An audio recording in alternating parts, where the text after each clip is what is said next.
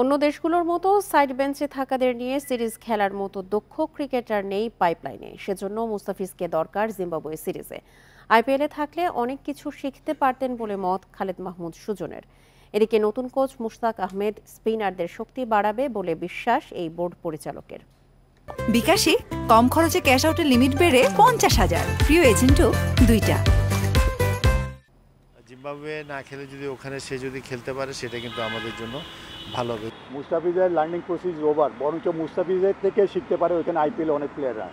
মুস্তাফিজের আইপিএল খেলা নিয়ে বোর্ড পরিচালকদের মধ্যেই মতের পার্থক্য। কেউ বলছেন অভিজ্ঞতার জন্য খেলা উচিত, আবার কারো মতে নতুন করে শেখার কিছুই নেই। বোর্ডের প্রভাবশালী পরিচালক খালেদ মাহমুদ সুজনের দৃষ্টিভঙ্গি ভিন্ন।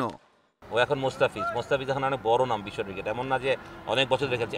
হয়তো জানবে ওই অ্যাঙ্গেল থেকে কথাটা বলেছেন যে মুস্তাফিজের এক্সপিরিয়েন্স যেটা আছে, ইন্ডিয়ার এখন অনেক ইয়াং বোলাররা ওর থেকে ওর কাটার বা এরকম সিরিজ শিখতে পারবে, ওই কথাটা এটাই বলেছে। এটা অন্য কোনো মিন করাটা কোনো আমার মনে হয় না ঠিক হবে। But end of the day যেটা আমি মনে করি যে দেশ সবার আগে, এটা মাথায় নিতে হবে। আইপিএলকে প্রাধান্য দিয়ে অন্য অনেক দেশ দ্বিপাক্ষিক সিরিজের স্কোয়াড সাজায়। এই যেমন বি দল নিয়ে পাকিস্তান সফরে আছে নিউজিল্যান্ড, তবে বাস্তবতা বিবেচনায় সেই সুযোগ নেই বাংলাদেশের। আপনি যদি এখন ইন্ডিয়ার কথা বলতে চান, ইন্ডিয়া যেমন অনেক প্লেয়ার আছে, আপনি ইন্ডিয়া যদি মেন টিম না করে সিরিজের টিম যে কোনো ইন্টারন্যাশনাল টিমের সাথে ফাইট করতে পারে, ভালো করে জিততেও পারে।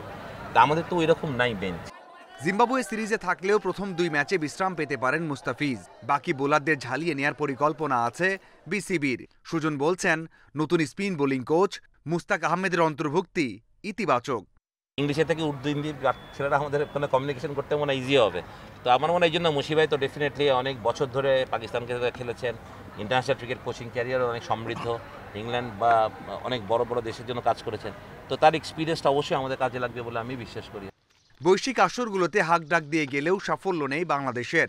এবার টি-20 বিশ্বকাপকে ঘিরে কঠোর BCB. Mazharul Islam, independent news.